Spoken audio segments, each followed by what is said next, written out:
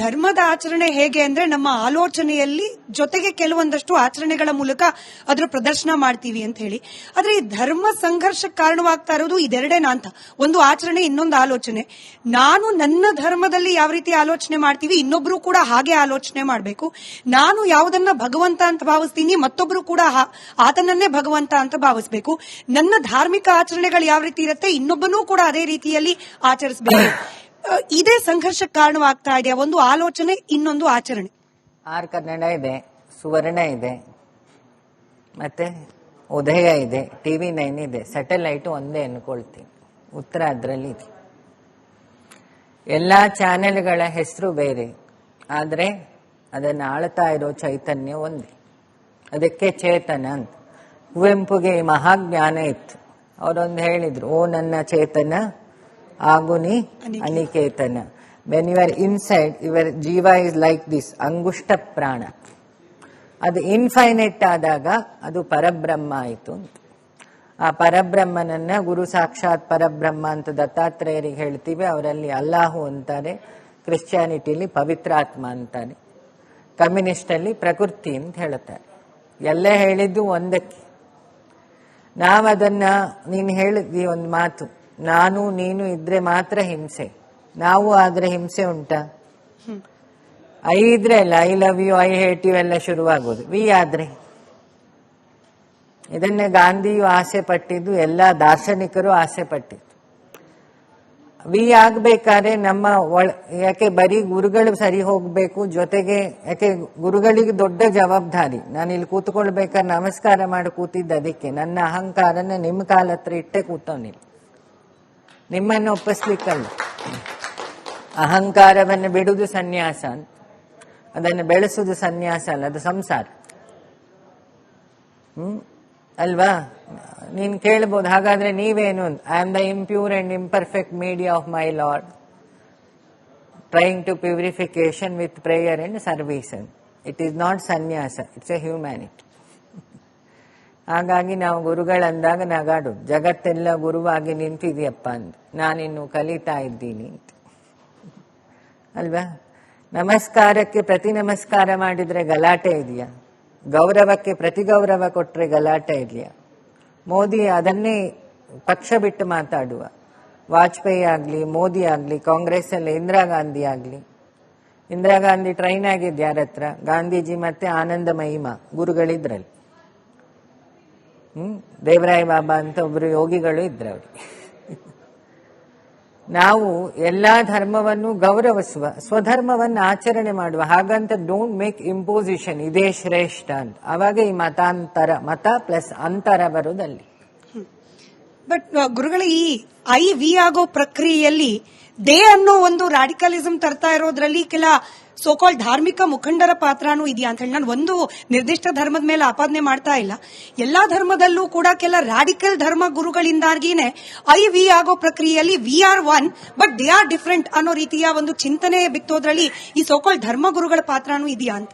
ನಾನು ಒಂದು ಹೇಳೋದು, ಧರ್ಮ ಗುರು ಅಂತ ಹೇಳಿ ಯಾರಿಲ್ಲ ಜಗತ್ತಲ್ಲಿ. ಧರ್ಮವೇ ಗುರು ಎಲ್ಲರಿಗೂ. ತತ್ವ ಮೊದಲು, ಅವತಾರ ಮೊದಲು ಅಲ್ವಾ? ಫಸ್ಟ್ ತತ್ವ. ತತ್ವ ಆದ್ಮೇಲೆ ಎಲ್ಲವೂ. ಅಕ್ಷರಾತ್ ಓಂಕಾರ ಅಲ್ಲ ಶುರು ಬಂದಿದ್ದು, ಅಕ್ಷರ ಬ್ರಹ್ಮದಿಂದ ಎಲ್ಲವೂ ನಿಂತಿದೆ. ಕೃಷ್ಣ ನಿಂತರೂ ಅವನ ಭಗವದ್ಗೀತೆ ನಿಂತಿದೆಯೋ ಪ್ರಪಂಚದಲ್ಲಿ, ಪೈಗಂಬರ್ ನಿಂತನೋ ಕುರಾನ್ ನಿಂತಿದೆಯೋ, ಸೈಂಟ್ ಪೀಟರ್ ನಿಂತನೋ ಬೈಬಲ್ ನಿಂತಿದೆಯೋ, ಲೆನಿನ್ ನಿಂತನೋ ಲೆನಿನಿನ ತತ್ವ ಸಿದ್ಧಾಂತ ನಿಂತಿದೆಯೋ? ಇದಿಷ್ಟು ಪ್ರಶ್ನೆ. ಮೂಲ ಯಾವುದು? ನಾಲೆಡ್ಜ್. ಈ ನಾಲೆಡ್ಜ್ ಮನುಷ್ಯ ಈಗ ನನ್ನ ತಾಯಿ ನನಗೆ ಶ್ರೇಷ್ಠ, ಹಾಗಂತ ಪಕ್ಕದವನಿಗೂ ಶ್ರೇಷ್ಠ ಆಗ್ಬೇಕು ಅನ್ನೋದು ತಪ್ಪು. ಹಾಗಂತ ನನ್ನ ತಾಯಿ ಇನ್ನೊಬ್ಬರ ಎದುರುಗಡೆ ಕನಿಷ್ಠ ಮಾಡೋದು ಇನ್ನೂ ಮಹಾಪಾಪ ಅಲ್ವಾ? ನನ್ನ ಚಿಂತನೆ ನನ್ನ ಮಟ್ಟಿಗೆ ಸರಿ.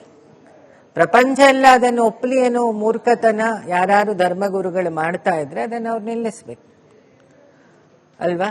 ಈ ಮೆಜೆಸ್ಟಿಕ್ಗೆ ನಮ್ಮ ಊರಿಂದನೂ ಬಸ್ ಇದೆ, ಶೃಂಗೇರಿಯಿಂದನೂ ಬಸ್ ಇದೆ, ಸುಮಾರು ಕಡೆಯಿಂದನೂ ಬಸ್ ಇದೆ. ಕಾಮನ್ ಪ್ಲಾಟ್ಫಾರ್ಮ್ ಯಾವುದು? ಮೆಜೆಸ್ಟಿಕ್. ನಾವೆಲ್ಲ ಇಲ್ಲಿ ಕೂತಿದ್ದೀವಿ. ಕಾಮನ್ ಪ್ಲಾಟ್ಫಾರ್ಮ್ ಏನು? ಚಿಂತನೆ. What the impact? ನಮ್ಮ ಮೆದುಳಿಗೆ ಶುದ್ಧ ಆಹಾರ ಸಿಕ್ಕಿ ವಾತಾವರಣ ಶುದ್ಧಿ ಆಗುವ ಸಣ್ಣ ಪ್ರಕ್ರಿಯೆಯಲ್ಲಿ ನಡೀತಾ ಇರೋದು. ನಂಗೆ ಗೊತ್ತಿದ್ದ ಇಷ್ಟು ದಿನದಿಂದ ಅದನ್ನೇ ಮಾಡ್ತಿರೋದಲ್ಲ. ಹೊಸ ವರುಷ ಪ್ಲಸ್ ಹೊಸ ಹರುಷ. ಹೇಗೆ ಚಿಂತನೆಯಾದಾಗ ಲೌಕಿಕ ಪಾರಮಾರ್ಥಿಕ ಆಗ್ತದೆ. ನಮ್ಮಲ್ಲಿ ಇನ್ನು ಚಿಂತನೆ ಆಗ್ತಿಲ್ಲ. ನಮ್ಮಲ್ಲಿ ಹೀಗೆ ಉಂಟು. ಏನು ಇದರಲ್ಲೇ ಶಬ್ದದಲ್ಲಿದ್ದೀವಿ ನಾವು. ನಿಶಬ್ದ ಆಗ್ಲಿಕ್ಕೆ ಕಲೀಲಿಲ್ಲ. ಎಲ್ಲಾ ಪ್ರಾರ್ಥನೆ ಕೊನೆ ಯಾವ್ದು ಹೇಳು? ಮೌನ. ಪೈಗಂಬರು 40 ದಿನದ ಉಪವಾಸ ಮೌನ. ಉಪವಾಸ ಯಾಕೆ? ದೇವರ ಜ್ಞಾಪಕದಲ್ಲಿರು. ಧಿವಿ ಇತಿ ದೇವ. ದೇವರಂದ್ರೆ ರೂಪ ಅಲ್ಲ, ಬೆಳಕು. ಬೆಳಕಿನ ಜ್ಞಾಪಕದಲ್ಲಿರು. ನಮ್ಮಲ್ಲಿ ಏಕಾದಶಿ ಉಂಟು. 9 ನವರಂಧ್ರ, 10 ಮನಸ್ಸು, 11ನೇದು ಅಹಂಕಾರ. ಇಡು ವಿಷ್ಣು ಹತ್ರ ಅದನ್ನ. ವಿಶತೀತಿ ವಿಷ್ಣು ಇನ್ಫೈನೈಟ್, ಸೇಮ್ ಅರ್ಥ. ನಮ್ಮ ನವರಾತ್ರಿ ಉಪವಾಸ ಇದೆ. ನಮ್ಮಲ್ಲಿರೋ ಶಕ್ತಿಯನ್ನ ಜಾಗೃತ ಮಾಡಲಿಕ್ಕೆ. ದೇವಿ ಅಂದ್ರೆ ಮೀನಿಂಗ್ ಏನು? ದೃಗ್ಗೋಚರೀತಿ ದೇವಿ, ಅಗೈನ್ ಬೆಳಕು. ಆ ಬೆಳಕನ್ನ ಒಳಗೆ ತಗೊಳ್ಳೋದನ್ನ ಪ್ರಾರ್ಥನೆ ಅಂತ ಹೇಳೋದು. ಈಗ ಹೊರಗಡೆ ವಾಯು ಇದೆ ಅಲ್ವಾ, ಎಳ್ಕೊಂಡ್ವಿ, ಏನಾಯ್ತು? ಪ್ರಾಣ ಆಯ್ತು. ಅದು ಹೋದ್ರೆ ಇದು ಒಂದು ಪ್ರಾರ್ಥನೆ. ಅದಕ್ಕೆ ಶಾಸ್ತ್ರದಲ್ಲಿ ಏನ್ ಹೇಳ್ತೀವಿ? ಸೋಹಂ ಸೋಹಂ ಅಂತ ಹೇಳ್ತೀವಿ. ಅನ್ನದಲ್ಲಿ ಚೈತನ್ಯ ಉಂಟು, ಅದನ್ನು ತಿಂತೀವಿ. ಅದು ಅನ್ನಮಯ ಕೋಶಕ್ಕಾಯ್ತು, ಪ್ರಾಣಮಯ ಕೋಶಕ್ಕಾಯ್ತು, ಮನಸ್ಸಿನ ವಿಹಾರಗಳು ಮನೋಮಯ ಕೋಶಕ್ಕಾಯ್ತು, ಚಿಂತನೆಗಳು ವಿಜ್ಞಾನಮಯ ಕೋಶಕ್ಕಾಯ್ತು. ತಿರುಮಲದಲ್ಲಿ ಒಂದು ಬೋರ್ಡ್ ಇದೆ, ಆನಂದಮಯ ಕೋಶ ಅಂತ, ಆನಂದ ನಿಲಯ. ನೀನು ಆನಂದಕ್ಕೆ ಹೋಗ್ಬೇಕಾದ್ರೆ ಏನ್ ಮಾಡಬೇಕು? Love every one without expectation. Love serve every one without expectation. ಯಾವ ಆಸೆ ಆಕಾಂಕ್ಷೆ ಇಲ್ಲದೆ ನಿನ್ನನ್ನು ನೀನು ಅಗ್ನಿಗೆ ಒಡ್ಕೊಂಡ್ರೆ ಅದಕ್ಕೆ ಭಗಾನು. ಬೆಂಕಿ ಶಬ್ದ ಏನು? ಭುಗ್ ಅಲ್ವಾ ಅಂತೀವಲ್ಲ, ಬೆಂಕಿ ಊದ್ಲಿಕ್ಕೆ ತಗೊಂಡ್ರೆ ಇಲ್ಲಿರೋ ಬೆಂಕಿಯು ಜಾಗೃತ ಆಗ್ತದೆ. ಅದಕ್ಕೆ ಭಗವನ್ ಅಂತ ಶಬ್ದ. ಆ ಬೆಳಕಿಗೆ ಹೇಳೋದು ಭಗ ಅನ್ನೋ ಶಬ್ದ. ನಮ್ಮಲ್ಲಿ ಶಬ್ದದ ಅರ್ಥ ಹುಡುಕ್ಲಿಲ್ಲ ನಾವು, ಕುಸ್ತಿಗಿಳಿದಾಗಿದೆ. ಇದರಲ್ಲಿ ಎಲ್ಲರ ಫಾಲ್ಟ್ ಇದೆ. ಧರ್ಮವನ್ನ ಹಾಗೆ ಚಿಂತನೆ ಇಲ್ಲ ನೋಡಿದ, ದೃಷ್ಟಿಕೋನ ಇಲ್ಲದೆ ನೋಡಿದ್ದ ಫಾಲ್ಟ್ ಇದೆ. ಧರ್ಮವನ್ನ ಪ್ರಚಾರ ಮಾಡ್ತಾ ಈ ಧರ್ಮ ಮಾತ್ರ ಮಹಾಶ್ರೇಷ್ಠ, ಉಳಿದಿದ್ದೆಲ್ಲ ಕನಿಷ್ಠ ಯಾರು ಹೇಳಲಿಲ್ಲ. ಯಾರು ಇವತ್ತಿನ ತನಕ ಅದನ್ನು ವಾದ ಮಾಡಿದವರಿಲ್ಲ. ಆದ್ರೆ ಈಗ ಆ ವಾದ ಆಗ್ತಾ ಇದೆ. ಅದರ ತಾಯಿ ಬೇರೆ ಹುಡುಕ್ಬೇಕು, ಎಲ್ಲಿಂದ ಶುರುವಾಗಿದೆ. ಮತ್ತೆ ನಾವೊಂದು ಚೌಕಟ್ಟಲ್ಲಿದ್ದಾಗ ಆ ಚೌಕಟ್ಟನ್ನು ಗೌರವಿಸ್ಬೇಕು. ಅಲ್ವಾ? ನಾವು ಹೋಗಿ ಅಲ್ಲಿ ವೈಲೇಟ್ ಮಾಡಿಕೊಡುದು. ಈಗ ನಿನ್ನೆ ಶಬರಿಮಲೆ ಅಲ್ಲಿಗೆ ಹೋಗಿ ಬನ್ನಿ ಅಂತ ಅಯ್ಯಪ್ಪ ಯಾರು ಕಾಲು ಹಿಡಿಲಿಲ್ಲ, ನಂಗೆ ಗೊತ್ತಿದ್ದ. ಅಲ್ಲಿ ಬೋರ್ಡ್ ಹಾಕಿದ್ದಾನೆ, ತತ್ ತ್ವಮ್ಮಸಿ, ನೀನು ನಾನೇ ಆಗ್ತಿ. ಯಾವಾಗ? ಈ 18 ಮೆಟ್ಟಲ 18 ತತ್ವಗಳನ್ನ ತಿಳಿ.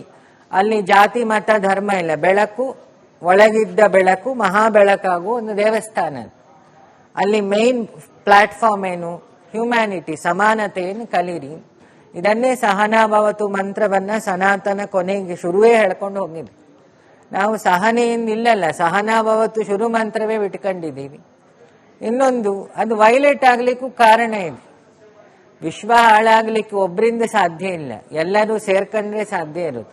ಆ ಸೇರ್ಕೊಳ್ಳೋನ್ ಹಿಂದೆ ಹಿಡನ್ ಅಜೆಂಡಾ ಏನಿದೆ ನೋಡ್ಬೇಕು.